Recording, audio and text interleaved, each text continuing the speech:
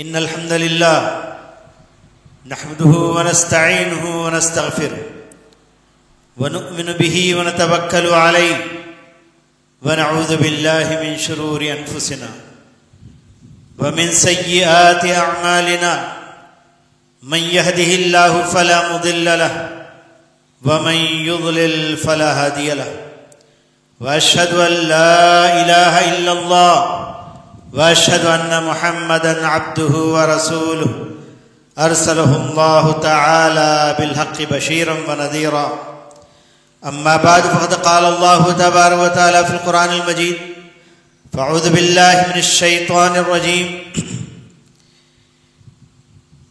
يا أيها الذين آمنوا اتقوا الله حق تقاته ولا تموتن إلا وأنتم مسلمون يا أيها الناس اتقوا ربكم الذي خلقكم من نفس واحدة وخلق منها زوجها وبث منهما رجالا كثيرا ونساء واتقوا الله الذي تساءلون به والأرحام إن الله كان عليكم رقيبا يا أيها الذين آمنوا اتقوا الله وقولوا قولا سديدا يصلح لكم أعمالكم ويغفر لكم ذنوبكم ومن يطع الله ورسوله فقد فاز فوزا عظيما وقال الله تبارك وتعالى في موضع آخر وما خلقت الجن والإنس إلا ليعبدون وقال في موضع آخر كنتم خير أمة أخرجت للناس تأمرون بالمعروف وتنهون عن المنكر. محترم بزرگوں، اسلامی نوجوانوں،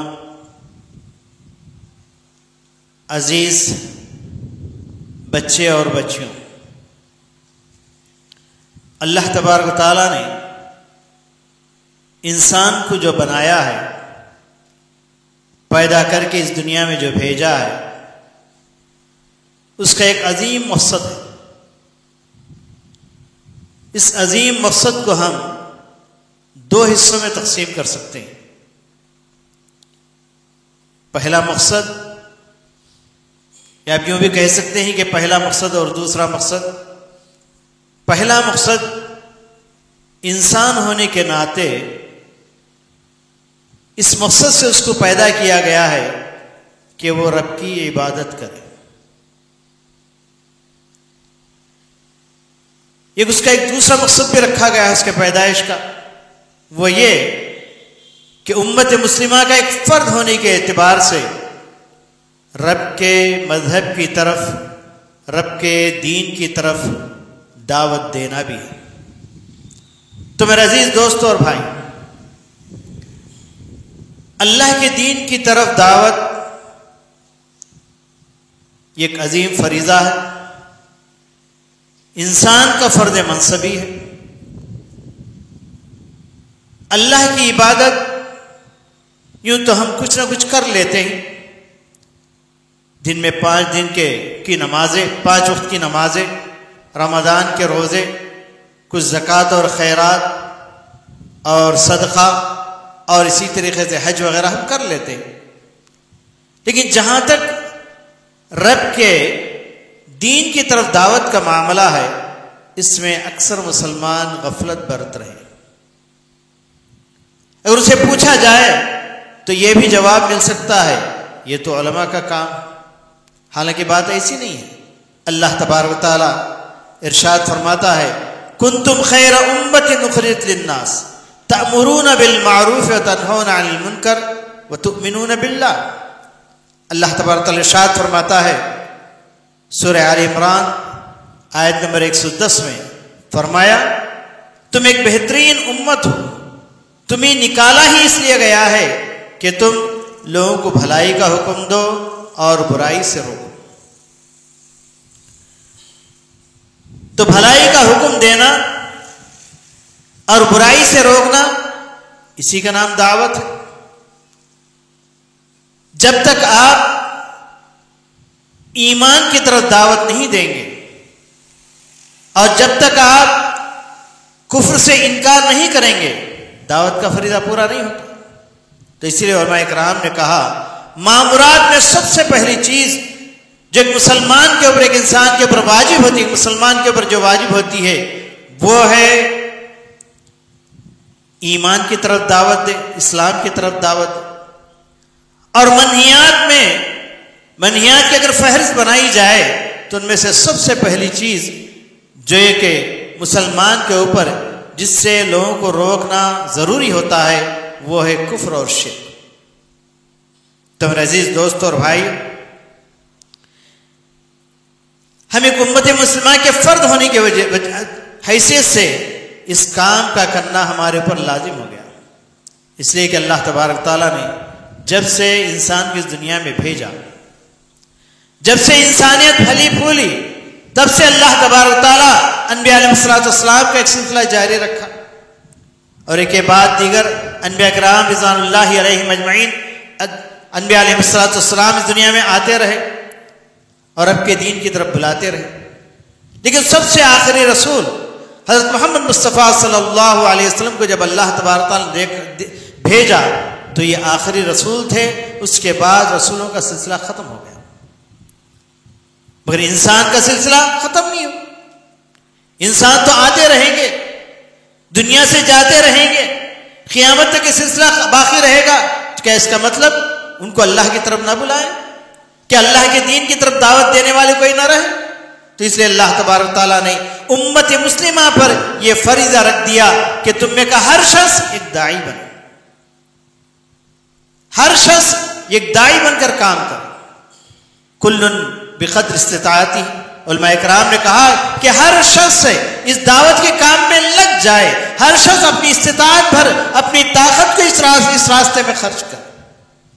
کسی کے پاس علم ہے تو اپنے علم کے ذریعے لوگوں کو اللہ کے دین کی طرف بلائے گا. اگر کسی کے پاس مال ہے، پیسہ ہے، علم نہیں ہے تو اس راہ میں جو بھی اخراجات آئیں گے اس کو برداشت کرے گا.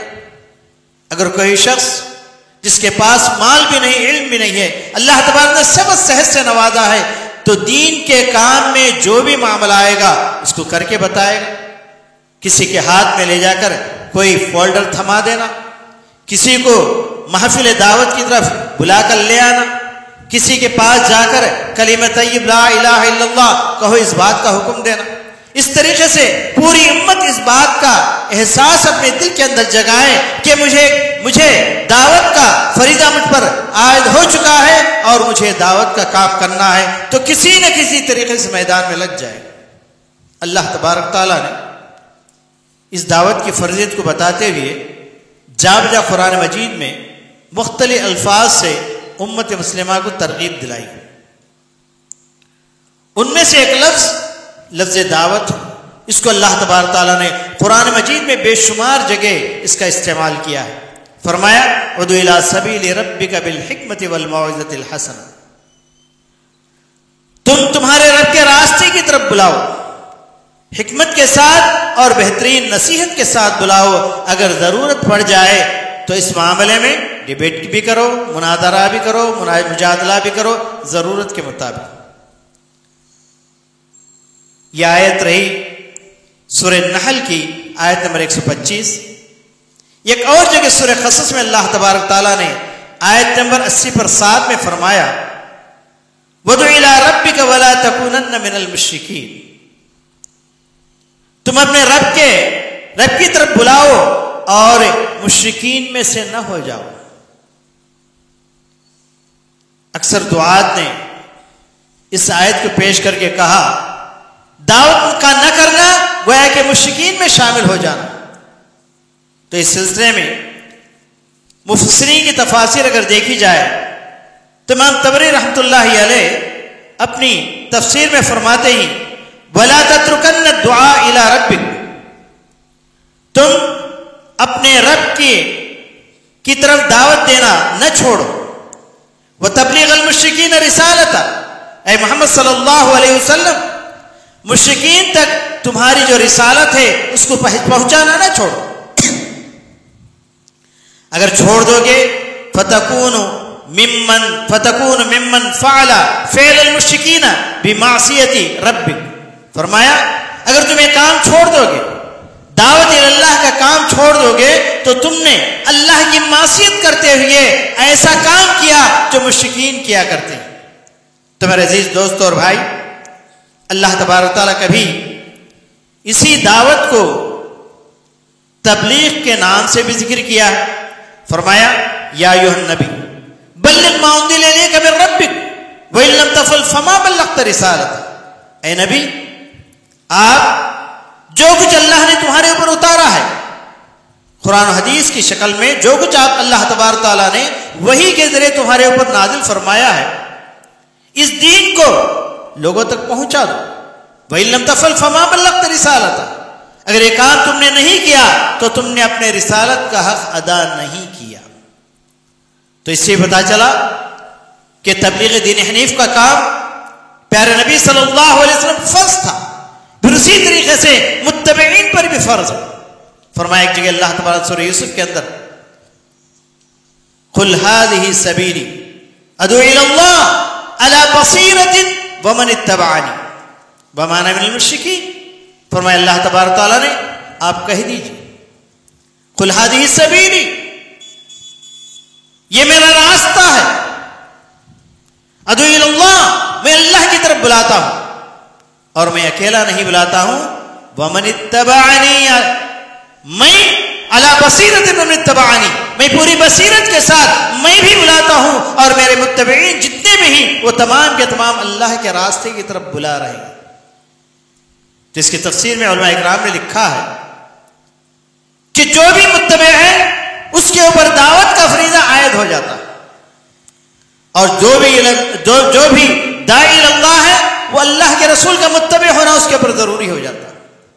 ہر متبع داعی ہے، تو اس طریقے سے امت کا فرد داعی اللہ ہے، اس کے اوپر یہ ضروری ہے کہ وہ دعوت کا کام اپنی زندگی میں کر کے جائے۔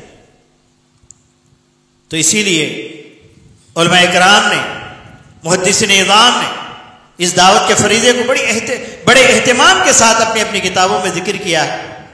چنانچہ آپ صحیح بخاری کے اندر امام بخاری نے جو باب باندھا ہے اس کے اندر آپ دیکھیں گے، باب الدعاء الى شہادت اللہ الہ الا اللہ، کہا کہ دعوت کا بیان ہے، شہادت کی طرف دعوت کا بیان ہے۔ کیا مطلب؟ اللہ کی توحید کی طرف، پیارے نبی صلی اللہ علیہ وسلم کی رسالت کی طرف دعوت دینا یہ مسلمانوں پر فرض کر دیا گیا۔ اور اسی کے ضمن میں امام بخاری رحمۃ اللہ علیہ نے وہ حدیث ذکر کی جبکہ نبی کریم صلی اللہ علیہ وسلم نے حضرت معاذ بن جبل رضی اللہ تعالیٰ عنہ کو یمن کی طرف بھیجا اور پوچھا تھا کس چیز کی دعوت دو گے؟ کہا کہ میں سب سے پہلے شہادت اللہ الہ الا اللہ محمد رسول اللہ، کلمہ شہادت کی طرف میں لوگوں کو بلاؤں گا۔ تو یہ لمبی چوڑی حدیث ہے، اس سے پتہ چلا کہ اللہ کے رسول صلی اللہ علیہ وسلم صرف خود ہی نہیں بلاتے بلکہ اپنے صحابہ رضوان اللہ علیہم اجمعین کو اس دعوت کے کام کے لیے روانہ کیا گیا۔ اور اسی طریقے سے امام الدعوہ امام محمد بن عبد الوہاب رحمۃ اللہ علیہ نے اپنی کتاب کے اندر باب الدعاء الی شہادت اللہ الہ الا اللہ، امام مسلم نے باب الدعاء الی شہادتین کے نام سے اس باب کا ذکر کیا، شہادتین کی طرف بلانا۔ اور امام الدعوہ محمد عبد الوہاب رحمۃ اللہ علیہ نے اس کو باب الدعاء الی شہادت اللہ الہ الا اللہ کے نام سے ذکر کیا۔ تو اس طریقے سے پیارے نبی صلی اللہ علیہ وسلم کی زندگی میں رات دیکھیں گے تو پوری کی پوری دعوت ہی پر مبنی تھی۔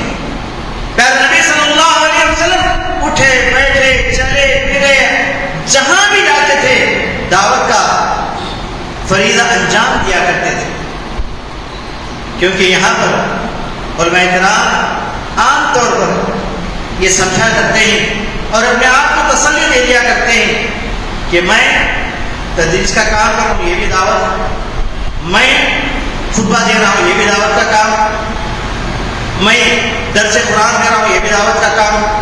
اس طریقے سے جو کوئی شک نہیں، یہ بھی دعوت کا ایک حصہ ہے لیکن اصل دعوت نہیں ہے، یہ بھی دعوت کا حصہ ہے۔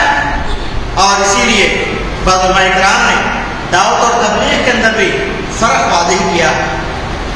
دعوت علماء کرام نے ذکر کیا ہے، اور اگر اپنے ہی مسلمانوں کے درمیان میں اصلاح کا کام کرتے ہیں تو کبھی اس کا نام اصلاح رکھا ہے، کبھی اس کا نام تبلیغ رکھا ہے. تو بہرحال یہ مترادف الفاظ ہیں، یہ ایک دوسرے کے مقام پر استعمال ہوتے ہیں، لیکن یہ ایک بات ہمیں سمجھنے کی ضرورت ہے، وہ یہ کہ دعوت جب تک آپ مدعو کے پاس نہ جائیں، انہیں اللہ کے دین کی طرف نہ بلائیں، دعوت کا فریضہ عام طور پر انجام نہیں پاتا.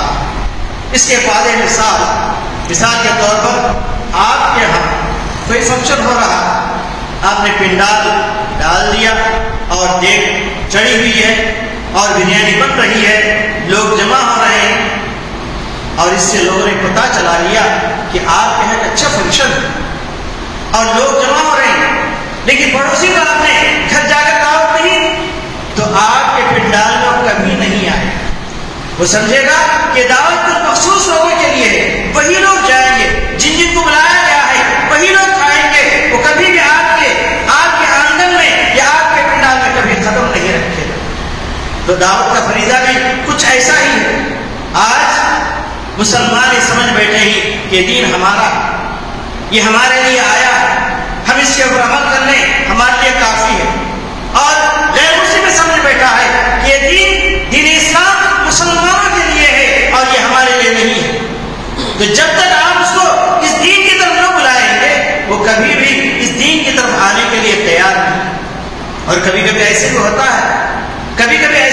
ہے کہ آدمی پوری طریقے سے جان لیا ہے، پہچان لیا ہے کہ دین اسلام یہی دین حق ہے، دلائل کی روشنی میں اس کو پتہ چل گیا، ہو سکتا ہے اس نے مطالعہ بھی کر لیا قرآن مجید کا، احادیث کا بھی مطالعہ کر لیا، لیکن آنے میں پیچ تاب کھا رہا ہے، معاشرے کی تلاش میں ہے.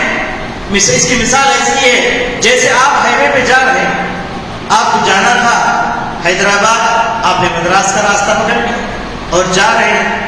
اب آپ کو پتہ نہیں کہ ٹرننگ پوائنٹ کہاں ہے، اس لیے کہ آپ کو پوری طریقے سے بتا لیا یہ صحیح راستہ نہیں ہے، اگر میں اسی راستے پر بھی جاؤں تو میں مدراس پہنچ جاؤں گا، حیدرآباد میں کبھی نہیں جا سکتا، اور مجھے پلٹ کر آنا ہے، واپس پھر حیدرآباد کا راستہ پکڑنا ہے. لیکن آپ کو ٹرننگ پوائنٹ معلوم نہیں ہو رہا ہے، تیزی سے چلے جا رہے ہیں. اگر کوئی بتا دے کہ اتنے میٹر کے بعد آپ کے لیے ٹرننگ پوائنٹ ہے، آپ وہاں سے پلٹ کر آ سکتے ہیں، تو آسانی کے ساتھ پلٹ کر آ جائے. بالکل ایسے ہی ایک انسان اپنے دین پر، اپنے آباء و اجداد کے دین پر چلا جا رہا ہے، اس کو معلوم بھی ہو چکا ہے کہ یہ دین حق ہے، دین اسلام ہے، اس کے علاوہ دنیا کے اندر کوئی اور دین نہیں ہے، اسی کے اندر میری نجات ہے. لیکن وہ ٹرننگ پوائنٹ کی تلاش میں ہے، کب میرے پاس کوئی آئے گا اور مجھے کب بدلے گا اور کب صحیح راستے کی طرف بلائے گا تو میں چلا جاؤں. تو میرے عزیز دوست اور بھائی، آج دنیا کے سامنے حق واضح ہو چکا ہے. قد تبین الرشد، اللہ نے جو وعدہ کیا تھا وہ وعدہ پورا کر دیا، واضح ہو گیا یہ دین اسلام حق ہے. اور بہت سے لوگ انتظار میں بیٹھے ہوئے ہیں کوئی آئے میرے پاس اور مجھے توجیہ فرمائیں اور مجھے راستہ بتائیں کہ کس طریقے سے اپنے دین کو چھوڑ کر، آباء و اجداد کے دین کو چھوڑ کر اسلام کے اندر کیسے داخل ہو سکتے ہیں. اس کے لیے لوگ پریشان ہیں. تو اللہ کے رسول صلی اللہ علیہ وسلم کو جب سے تبلیغ دعوت دین حنیف کا، تبلیغ دین حنیف کا فریضہ آپ پر عائد کیا گیا، اس وقت سے برابر نبی صلی اللہ علیہ وسلم غیر مسلموں کے پاس جایا کرتے تھے. چنانچہ آپ کی زندگی پر ذرا سا غور و فکر کیجیے. پیارے نبی صلی اللہ علیہ وسلم پر جو سب سے پہلی وہی جو نازل ہوئی، اقرأ باسم ربک الذی خلق، خلق الانسان من علق، تو جس وقت سب سے پہلی آیت نازل ہوئی تو اللہ کے رسول صلی اللہ علیہ وسلم دعوت کا فریضہ انجام دینے کے لیے اپنے دل کے اندر انہوں نے ٹھان لیا کہ مجھے اس دین کی طرف بلانا ہے. تو سب سے پہلے کہاں گئے؟ مسلمانوں کے پاس گئے تھے یا غیر مسلم کے پاس گئے تھے؟ اس وقت دنیا میں کوئی مسلمان نہیں تھا، یا کم از کم مکہ مکرمہ کے اندر کوئی مسلمان نہیں تھا. ایسے پیارے نبی صلی اللہ علیہ وسلم جب گئے ہیں تو سب سے پہلے حضرت خدیجہ رضی اللہ تعالیٰ عنہ اپنی بیوی محترمہ کے پاس گئے ہیں، تو جا کر نبی کریم صلی اللہ علیہ وسلم نے اسلام کی طرف بلایا ہے. تو پتا چلا کہ غیر مسلموں کو اسلام کی طرف بلانا یہ حقیقی دعوت ہے، اور اس سے ہم لوگ غفلت برت رہے ہیں. اور ہم اپنے مسلمانوں میں کچھ اسلام کی باتیں کر لیتے ہیں، کچھ درد دے لیتے ہیں، کچھ خطبہ دے لیتے ہیں، کچھ اچھی باتیں کر لیتے ہیں، ان کی تربیت کے لیے کچھ کر لیتے ہیں، ان کے بچوں کو کچھ پڑھا لیتے ہیں، قرآن مجید کا درد دے دیتے ہیں، سب کچھ کر لیتے ہیں، لیکن وہ فریضہ جو پیارے نبی صلی اللہ علیہ وسلم نے زندگی بھر کیا تھا اس سے ہم بڑی غفلت میں پڑے ہوئے۔ میرے عزیز دوستوں، پھر آئیے پیارے نبی صلی اللہ علیہ وسلم کی زندگی اور دیکھیں کہ پیارے نبی صلی اللہ علیہ وسلم پر جب دوسری آیت دعوت کے سلسلے میں نازل ہوئی، وَأَنذِرْ عَشِيرَتَكَ الْأَقْرَبِينَ، اے محمد صلی اللہ علیہ وسلم اپنے قریبی رشتہ دار کو، اپنے خاندان والوں کو ڈرائیے۔ تو اللہ کے رسول صلی اللہ علیہ وسلم کیا آپ نے مسلمانوں کو تلاش کیا؟ اگر مسلمانوں کو تلاش کرتے ہوئے مسلمان اپنی بیوی کے علاوہ کوئی مسلمان وہاں پر ملتا ہے تو اللہ کے رسول صلی اللہ علیہ وسلم نے جن لوگوں کو جمع کیا تھا، اپنے خاندان والوں کو جمع کیا تھا، وہ پورے کے پورے غیر مسلم تھے، وہ پورے کے پورے غیر مسلم تھے، جس کے اندر حضرت علی رضی اللہ تعالیٰ عنہ موجود تھے۔ آپ کے بہت سے چچا تھے، اپنے خاندان والے تھے، سارے لوگ جمع ہوئے تھے۔ اس وقت نبی کریم صلی اللہ علیہ وسلم نے انہیں اسلام کی طرف بلایا تو سب سے پہلے اس دعوت کو قبول کرنے والا ایک بچہ تھا، وہ تھے حضرت علی رضی اللہ تعالیٰ۔ تو پتہ چلا کہ پیارے نبی صلی اللہ علیہ وسلم جو دوسری آیت نازل ہوئی دعوت کے سلسلے میں تو غیر مسلموں کے پاس ہی گئے تھے اور انہیں اسلام کی طرف بلایا۔ پھر اس کے بعد تیسری آیت نازل ہوتی ہے، پیارے نبی صلی اللہ علیہ وسلم پر دعوت کا فریضہ انجام دینے کا حکم دیتے ہوئے اللہ تبارک و تعالیٰ یہ آیت نازل فرمایا، جس کے اندر اللہ تبارک نے ارشاد فرمایا فَاسْتَعْ بِمَا تُؤْمَرُ وَأَعْرِضْ عَنِ الْمُشْرِكِينَ۔ اے محمد صلی اللہ علیہ وسلم اب چھپے چھپے کام کرنے کا یہ سلسلہ ختم کیجئے، اب علیہ اعلان آ جائیے۔ فَاسْتَعْ بِمَا تُؤْمَرُ، جس بات کا تمہیں حکم دیا جا رہا ہے اس کو علیہ اعلان، اس کا اعلان کر دیجئے، لوگوں کو علیہ اعلان دین اسلام کی طرف بلائیے۔ چنانچہ پیارے نبی صلی اللہ علیہ وسلم صفا کی پہاڑی پر چڑھے اس آیت کے نازل ہونے کے بعد، اور وہاں سب کے سامنے اعلان کیا انا النذیر العریان، انا النذیر العریان، میں کھلا ڈرانے والا ہوں، میں کھلا ڈرانے والا ہوں۔ اس وقت کا سوشل میڈیا وہی تھا جس کو پیارے نبی صلی اللہ علیہ وسلم نے استعمال کیا۔ اس زمانے میں جو بھی اہم معاملہ آتا تو صفا کی پہاڑی پر کسی کو بھیج دیتے، وہ اپنے پورے کپڑے نکال کے ننگا ہو جاتا اور پکار اٹھتا انا النذیر العریان، میں ننگا ڈرانے والا ہوں۔ اللہ کے رسول صلی اللہ علیہ وسلم نے اسی وسیلے کو اور اسی ذریعے کو استعمال کیا، لیکن پیارے نبی صلی اللہ علیہ وسلم پورے کپڑوں کے اندر تھے۔ اس کا معنی آپ لے رہے تھے انا النذیر العریان، میں کھلا ڈرانے والا ہوں، کیونکہ عریان کے دو معنی آتے ہیں، ایک کھلا کے معنی بھی آتے ہیں، ایک ننگے کے معنی آتے ہیں۔ پیارے نبی صلی اللہ علیہ وسلم نے دوسرے معنی کو لیا اور کہا کہ میں کھلا ڈرانے والا ہوں۔ یہ دیکھتے سنتے ہی سنتے پورے مکہ والے جمع ہو گئے، تو وہاں کون تھے؟ پورے کے پورے غیر مسلم تھے۔ پیارے نبی صلی اللہ علیہ وسلم نے سارے غیر مسلموں کو وہاں پر جمع کیا تھا، ایک ایسا وسیلہ، ایک ایسا ذریعہ استعمال کیا کہ جس کی وجہ سے مکے کے سارے غیر مسلم جمع ہو گئے۔ اور پھر نبی کریم صلی اللہ علیہ وسلم کا وہ بات مشہور ہے، پہاڑی نواز کے نام سے بچے سیرت کی کتابوں کے اندر پڑھتے ہیں۔ پیارے نبی صلی اللہ علیہ وسلم پہاڑ کے اوپر ٹھہرے ہوئے تھے اور سارے مکے والے سامنے صفا کے اس وادی کے اندر تھے۔ پیارے نبی صلی اللہ علیہ وسلم نے فرمایا تم مجھے سچا سمجھتے ہو یا جھوٹا؟ سب نے ایک آواز ہو کر کہا اے محمد صلی اللہ علیہ وسلم آپ سے ہم نے کبھی بھی آپ کی زبان سے کوئی جھوٹ بات نہیں سنی ہے، آپ بالکل سچے ہیں اور امانت دار ہیں، جو کہنا چاہتے ہیں کہیں۔ پیارے نبی صلی اللہ علیہ وسلم نے دنیا اور آخرت کا مقابلہ کر کے بتایا اور کہا کہ دنیا ختم ہونے والی ہے، آخرت قائم ہونے والی ہے، جہاں پر ہمیں ذرے ذرے کا حساب کتاب دینا ہے۔ تم لوگ اپنے بتوں کو چھوڑ کر، بت پرستی چھوڑ کر اس اللہ کو مان لو جن سے اللہ نے تمہیں بنایا ہے، تمہیں پیدا کیا ہے۔ اللہ کے رسول صلی اللہ علیہ وسلم نے اس بات ان کے سامنے پیش کرنے سے پہلے ایک مثال بیان کی۔ دیکھو اگر میں اس پہاڑی پر ٹھہرا ہوں، اگر میں یہ کہوں کہ پیچھے سے ایک لشکر جرار آ رہا ہے جو مکے پر حملہ کرے گا، اس کے لیے کیا تم تیار ہو جاؤ گے؟ کہا کہ کیوں نہیں، آپ کبھی جھوٹ نہیں بول سکتے، ہم اس کے لیے تیار ہو جائیں گے۔ تو بالکل وہی محمد تم سے کہہ رہا ہے، کیا کہہ رہا ہے؟ اس دنیا کے جانے کے بعد، ختم ہونے کے بعد ایک آخرت آنے والی ہے جہاں پر لوگوں کو اللہ کے سامنے کھڑے ہونا ہے، اچھے اور برے کا حساب کتاب دینا ہے، اس کے لیے تیار ہو جاؤ، شرک کو چھوڑ دو، توحید کو اپنا لو۔ بہت سے لوگوں نے مانا نہیں، کچھ لوگوں نے مان بھی لیا، یہاں تک کہ ابو لہب نے کہا تبت لک یا محمد لہذا جماعتنا، اے محمد صلی اللہ علیہ وسلم تم نے جب آواز دی تو ہم یہ سمجھ رہے تھے کوئی بڑا معاملہ ہے، کوئی تجارت کا معاملہ ہے، کوئی ہمارا نقصان ہونے والا ہے. تب اللہ کہ محمد اے محمد تمہارے ہاتھ برباد ہو جائے اس کے لیے ہم نے جمع کیا ہے. تو اللہ تبارک تعالیٰ کو اس کی حقیقت بہت سی بری معلوم ہوئی. چنانچہ اللہ تبارک تعالیٰ آسمانوں سے ایک سورت اس بارے میں نازل فرما دیا، کہا تبت یدا ابی لہب وتب.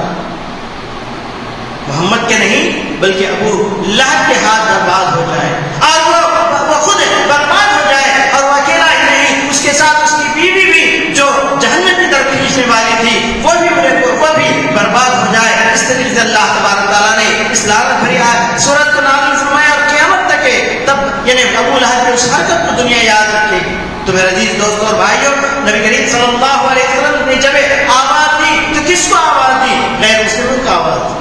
پھر اس کے بعد جب دیکھا کہ پورے مکے والے اسلام لانے کے لیے تیار نہیں، جو ایمان لا لیے، پھر دیکھا کہ وہ یعنی مکے کے اندر کچھ بازار لگ رہے ہیں. نبی کریم صلی اللہ علیہ وسلم وہاں جاتے تھے اور وہاں جا کر دعوت دیتے تھے. یہ کون ہوتے تھے؟ یہ بھی تو غیر مسلم ہوتے تھے.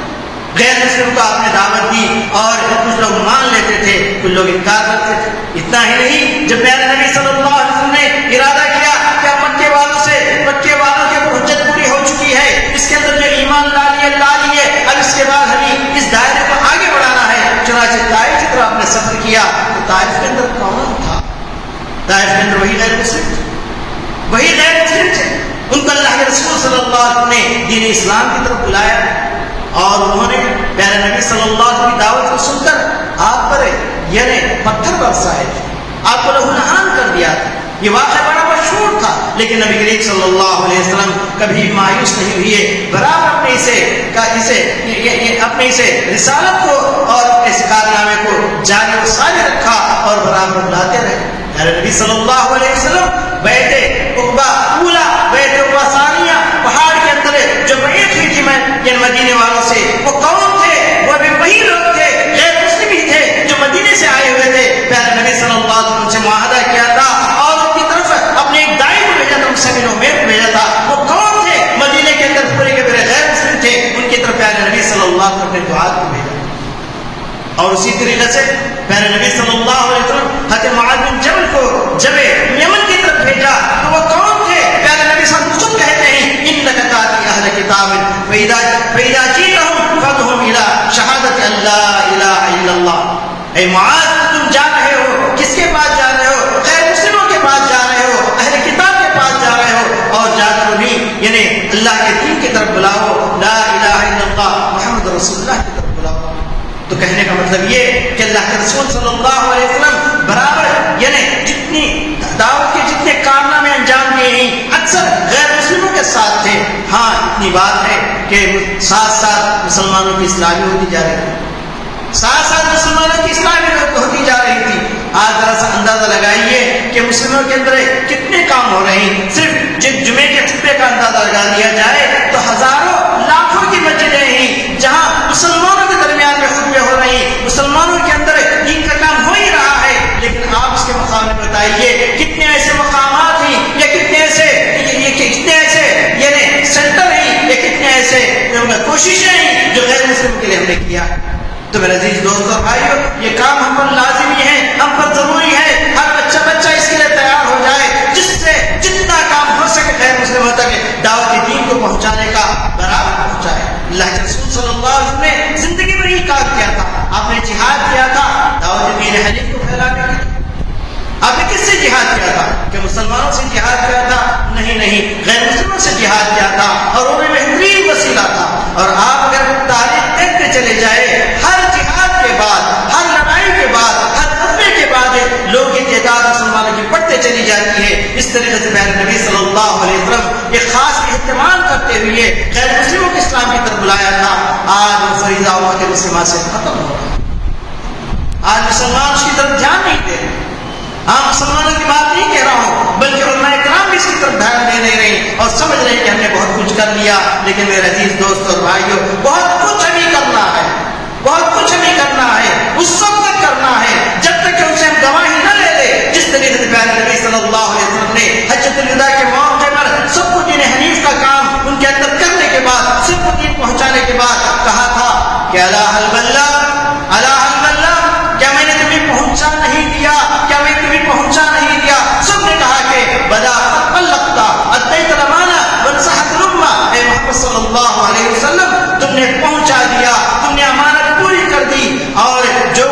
نصیحت کرنا تھا آپ نے کر لیا، آپ کا کام پورا ہو گیا۔ دوستو اللہ کے رسول صلی اللہ علیہ وسلم یہ محسوس کر رہے تھے کہ میں جس کام کے لیے آیا ہوں، جس شہادت کے لیے آیا ہوں، جس گواہی کے لیے آیا ہوں، ان سے میں لے کر جاؤں گا۔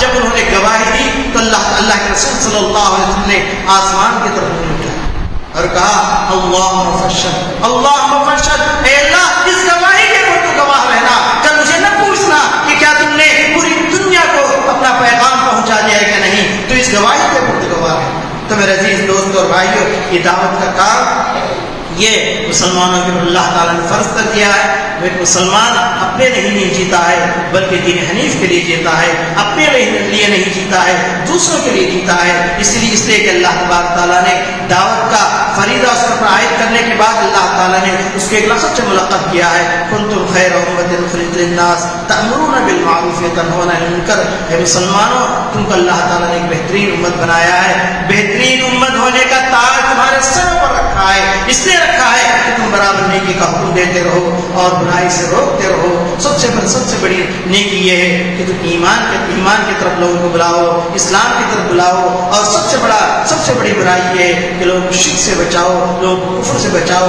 یہی ہمارا فریضہ ہے، اس کو ہم جب تک انجام نہیں دیں گے اللہ تعالیٰ کے پاس سب کو ہو نہیں سکتے۔ اللہ تعالیٰ مجھے اور آپ کو تمام مسلمانوں کو نیک توفیق سے نوازے اور دعوت اللہ کا فریضہ انجام دینے کی توفیق عطا فرمائے۔ پوری ہمت ایکجٹ ہو کر تمام کے تمام اس کام کے لیے لگ جائے تو انشاءاللہ اللہ تبارک تعالیٰ ہمارے لیے کامیابی عطا فرمائے گا اور اس کے اندر بہت بھلائی ہے۔ مسلمانوں کی عزت ہے، آج مسلمان جو ذلیل ہو رہا ہے صرف کسی کام کے چھوڑنے کی وجہ سے۔ اگر دین کا کام آپ کرتے چلے جائے تو انشاءاللہ اس طریقے سے بہت سی باتیں آپ کے سامنے آتی رہیں گی اور پتہ چلتا رہے گا کہ دعوت کا کام کیا ہوتا ہے، کیسے ہوتا ہے اور اس کے لیے کیا کیا کرنا ہے۔ اللہ تعالیٰ مجھے اور آپ کو تمام مسلمانوں کو ایک توفیق سے نوازے۔ ربنا تقبل منا انك انت السميع العليم وتب علينا انك انت التواب الرحيم واخر دعوانا الحمد لله رب العالمين۔